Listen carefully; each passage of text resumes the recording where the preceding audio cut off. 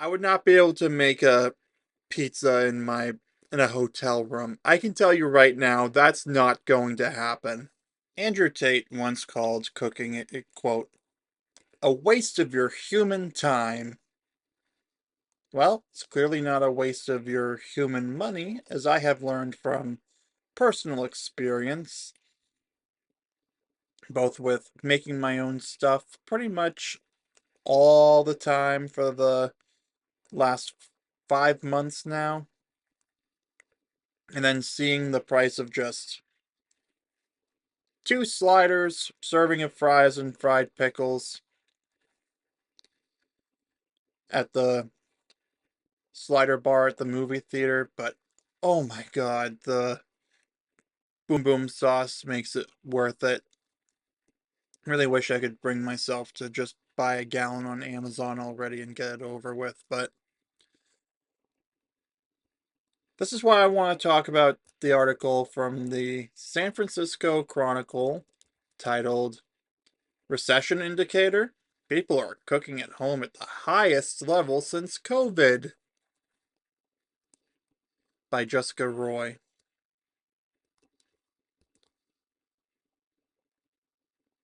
Yeah, they're realizing that. So last year, my dad opted out of restaurant food because of the extreme amount of salt. I opted out of it at the start of this year because I was cutting costs, and I just wanted to prove that I could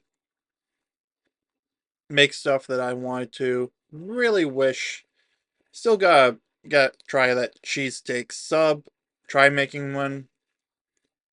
But in the meantime, I've mastered the art of buffalo chicken pizza, barbecue chicken pizza,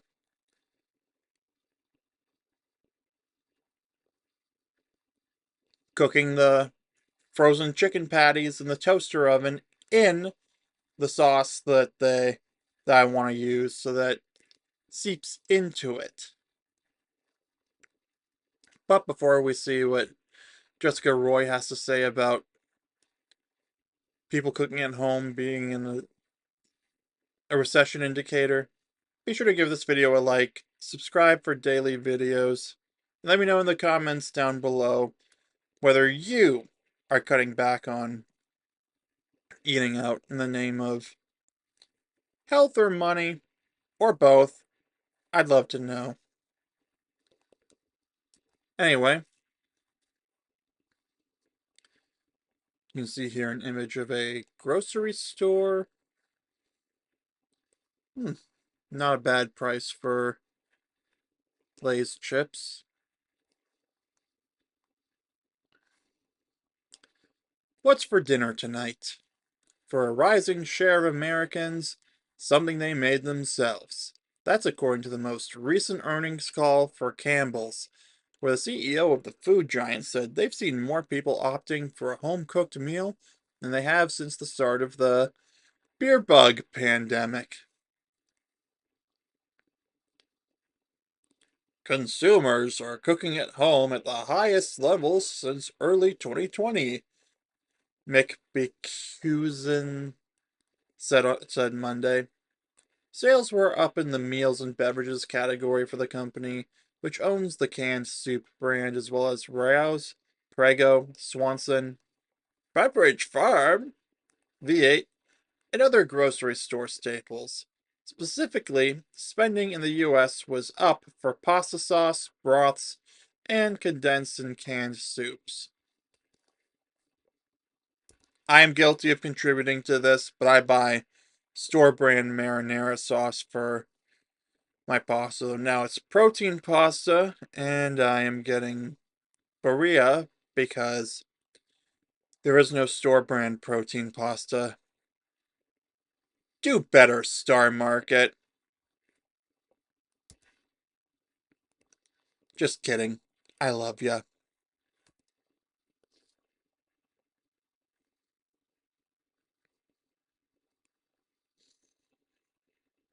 Dave Chalk, Campbell's is Vice President of Consumer Insights for Meals and Beverages, said the company uses interviews with consumers and behavioral data collected by research companies to assess at what rate people are cooking at home.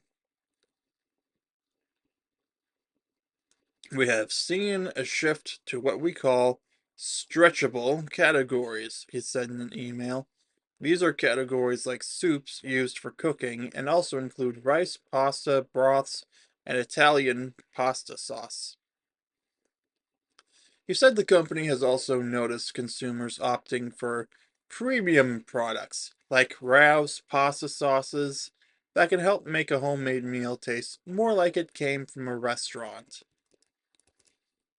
Yeah, for less than the price of one meal, you could probably buy like a week's supply of whatever you need to, everything you need for that. So, for example, with me, instead of, I can get a 10-pound bag of flour for $7, along with a $7 jar of yeast, and then whatever amount of sauce, cheese, and pepperoni, and maybe some other stuff I need, depending on what kind of pizza I want to make. TLDR, I haven't done the math, but if I did, I'm pretty sure it would come out to way cheaper. I'd get way more pizzas with the effort of making them and such instead of the $35 I spent on the, what was it? Oh yeah, that one pizza and that one thing of churro bites the day before my birthday.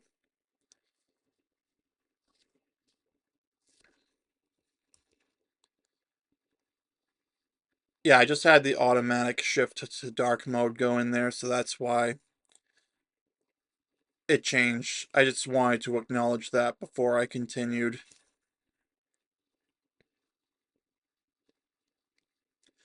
Unfortunately, this behavior probably isn't a sign of a cultural shift toward healthy eating and thoughtful budgeting, said Wallet Hub managing editor John Kiernan.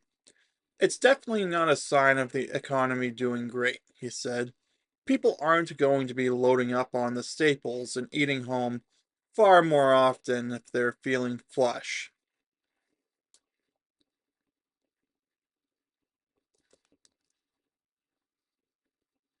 Yeah, I suspect it's not because people want to become flush with cash. Back in the early part of 2020, consumers were adjusting to lockdowns and limited grocery store hours, alongside predictions of potential global economic collapse in the face of a novel virus. The economic policies that staved off that potential collapse, low interest rates, stimulus checks, instead pushed the US and most other developed economies into a protracted period of inflation. Exit polling in 2024 indicated many voters were persuaded by so called kitchen table arguments. The idea that President Donald Trump would bring down the price of eggs and other household goods.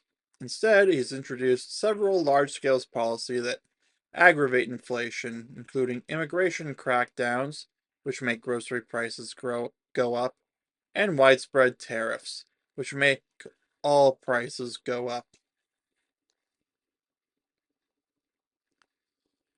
A soup buying boom could be yet another one of the recession indicators we've heard so much about.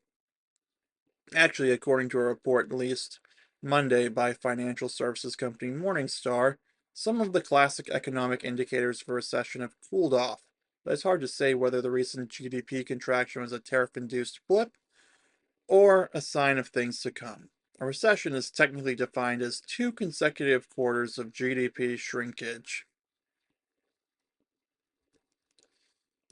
Yeah, I remember hearing that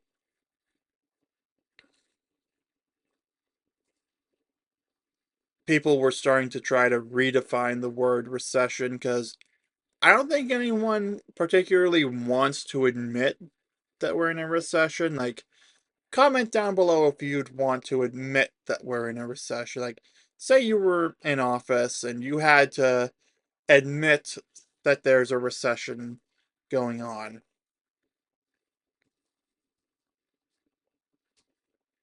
Yeah, I didn't think so. Or if you did say that you would admit to it, I respect you for your honesty. That being said, at a certain point, we have to accept that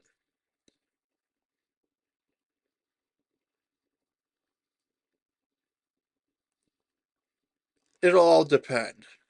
So, personally, I think tariffs will probably be a blip in the long run if everyone decides to bring the jobs back to America. And then there's the question of, although there is still the question of whether everyone would be willing or able to work, like whether college graduates with a worthless degree might still view it as beneath them to go work at a factory, even though their field has been taken over by AI, or that's assuming there was really much of a field to go into in the first place.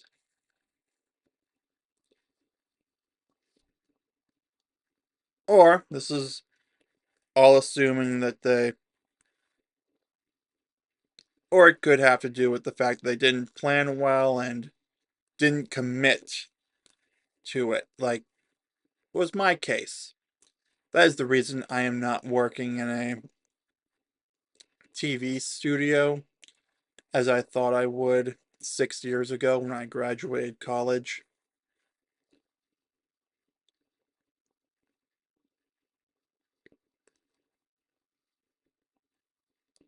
I only got into it at the tail end of junior year, the TV concentration, after sort of floating around, taking film classes, but not really committing to the film concentration like I should have if I really wanted to. But here I am now making these YouTube videos because making YouTube videos is kind of what I was trained to do in my middle and high school years. Not by anyone, like self-taught and such. That's kind of like what I was doing, and that's why I'm doing this now. Tim Pool is completely right that what you do as a teenager or something is an indication of what you do later in life or something. Getting back to the article, from the perspective of a personal finance columnist, I don't think it's a bad thing for people to experiment with cooking at home, though I wouldn't recommend financing your groceries if you don't absolutely have to. Cooking at home is certainly cost effective, as we found in a Chronicle analysis, comparing identical meals procured via food delivery app, meal kits, and good old fashioned groceries. As someone who went through this journey myself, I can say that cutting back on dining out and learning to cook simple meals at home is both personally and financially rewarding. Much of the US economy is driven by consumer spending, and a lot of local economies rely on people going out to eat. But that's not your personal problem to solve. My 31-day wealth challenge newsletter dives. Oh, it's just a promotion for some newsletter.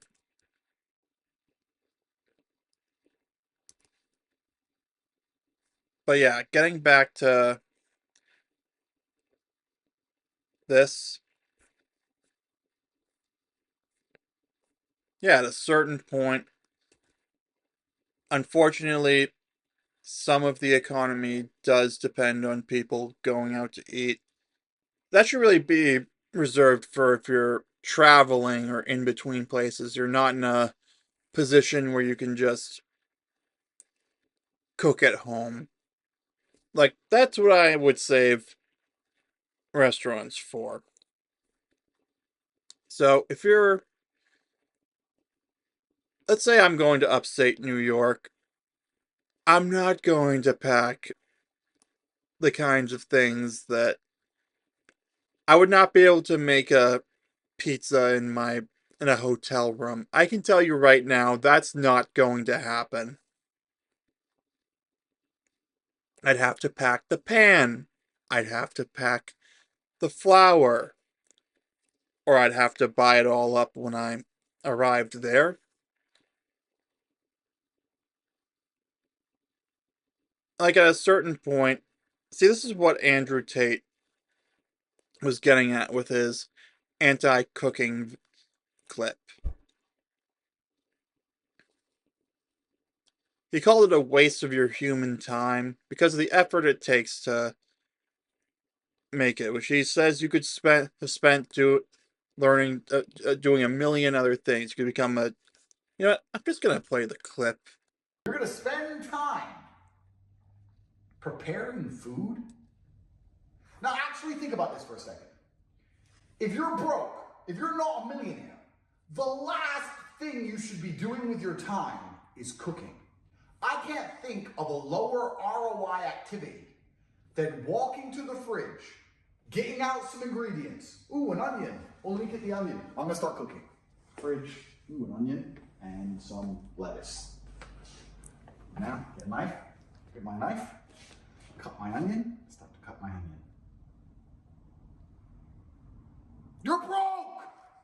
You're fucking poor! You can get rotisserie chicken for $5. Boom! Chicken, bang, eat, bang, back to work. You can fucking do a million things. You can go for a run. You can get in shape. The time you spent cooking, if you dedicated to kickboxing, you could have got paid from kickboxing or piano. You could fucking be a traveling piano man with the time you've wasted cutting fucking onions. If you're broke, there is zero reason why you should ever prepare a meal.